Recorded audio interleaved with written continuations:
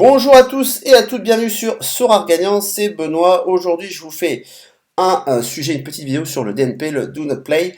Ça veut dire en fait voilà, que votre joueur ne participera pas à la Game Week ou à la Midweek. Donc le facteur X chez Sorare, effectivement, c'est le facteur X, c'est un petit peu la variance que l'on peut retrouver dans les paris sportifs. Et la variance, c'est le terme un peu scientifique pour la chance, voilà, en mathématiques. Donc aujourd'hui, on va parler de ça. Je vais surtout vous montrer un exemple de moi, ce qui m'est arrivé et voilà, et comment lutter un petit peu contre les DNP, même si c'est pas évident et que voilà, tout au long de votre carrière chez Sora, voilà, vous serez affecté par les DNP. Mais on va dire que ça fait partie du jeu. N'hésitez pas à mettre un pouce bleu, mettez un commentaire, voilà, après la vidéo. Voilà, n'hésitez pas à la partager et abonnez-vous aussi. Ça va beaucoup m'aider à faire grandir la chaîne. Allez, c'est parti. Je vais vous montrer un petit peu l'exemple voilà, qui m'est arrivé. Donc, on va sur Soar Data, je choisis la Game Week du 15 avril, et c'est un total hasard, sachant que mon anniversaire c'est le 18, donc c'est un total hasard. Voilà, j'aurais bien voulu un beau cadeau. Bon, j'ai eu une petite tier 3 qui est pas terrible, mais bon, on va dire que voilà, on va dire qu'on la prend quand même. Donc je vous amène ici en Championnat America, parce que moi voilà, je suis arrivé en février 2022 sur, comment on appelle ça, Sorare, pardon. Et donc voilà, c'était la Pan America Asie, donc j'ai fait l'équipe America et Asie. Et voilà l'équipe que j'avais présentée cette Game Week. Donc vous voyez, hein, pour ceux qui connaissent, vous avez du Corinthians, du River Plate et du Mineiro. Voilà. Et il y a un joueur que j'apprécie particulièrement, donc c'est Julian Alvarez, qui fait partie de River et qui est un GOAT. D'ailleurs, je ferai bientôt une vidéo sur ce qu'est un GOAT, on va dire, sur Sora. Donc, Julian Alvarez, attaquant de River Plate, argentin. C'est le futur de l'Argentine en attaque et voilà, qui vient de signer à Manchester City. Enfin, Manchester City, il avait déjà signé à Manchester City. Il était resté à River, mais là, Manchester City vient de payer 1,5 million pour le faire venir. Donc, à partir de cet été 2022, il jouera aux côtés d'Haaland. Autant vous dire que ça peut faire des étincelles. Donc, la Game Week se passe bien. Arrive le match de River. Et là, il est sur la liste officielle pour jouer, hein, pas de souci. Vous allez sur différents sites, Flash Résultats, vous regardez une demi-heure avant la rencontre, il est là. Vous allez sur les sites Twitter, voilà, de River Plate, il est là. Je dis parfait, c'est super. J'ai mon Enzo Fernandez qui est là, un petit génie aussi, et Julian Alvarez, ça va le faire, ça va le faire. Le match débute, je vois qu'il est à 0, je comprends pas. Et en fait, en cherchant, il s'est blessé à l'ischio-jambier à l'échauffement. Super. Alors là, c'est impossible à savoir. Là, vous prenez votre DNP en pleine face.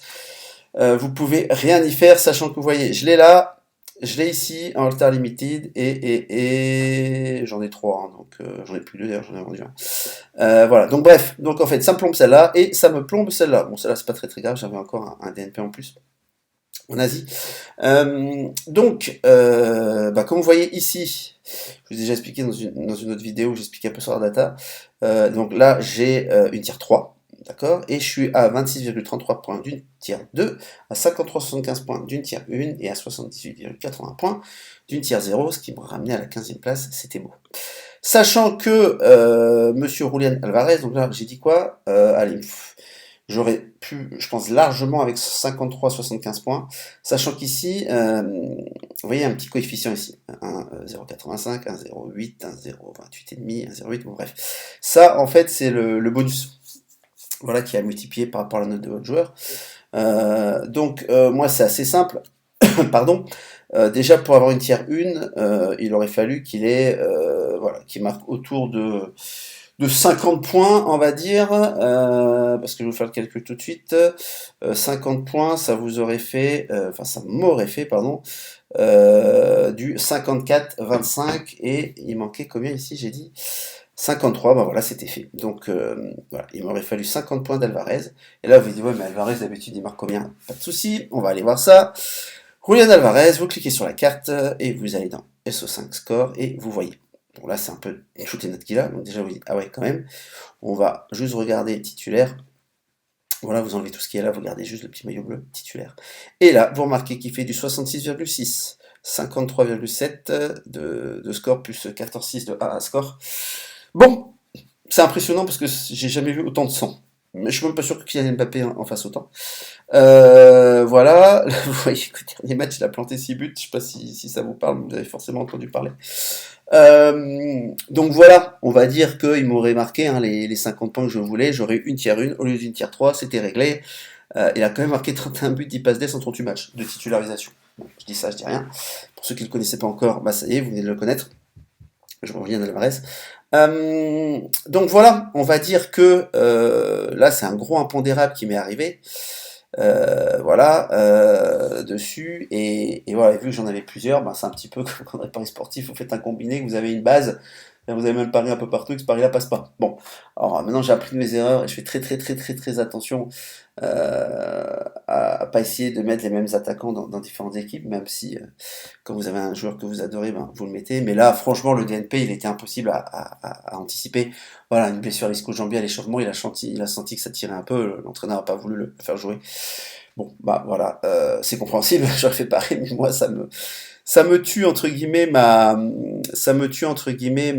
on appelle ça, bah mon équipe, parce que j'ai quand même réussi à une tier 3 hein, mine de rien, ça veut dire que bah, les autres ont fait le taf, avec Cassio 90, 98, donc c'est d'autant plus rageant quand les autres font le taf, quand les autres ont des notes toutes pourries, oui, bon, c'est pas très grave, de toute façon j'aurais rien eu, mais là j'aurais même pu aller chercher s'il était dans un bon jour, s'il avait tapé un 80, un 90, comme il sait les faire, voilà, un 90 avec un coef comme ça, j'allais à la tier 0, quoi, et je pouvais même faire podium, donc ouais, s'il avait fait 100, ce qui arrive hein, souvent, ouais, j'aurais même pu finir premier. Bref, ne rêvons pas non plus.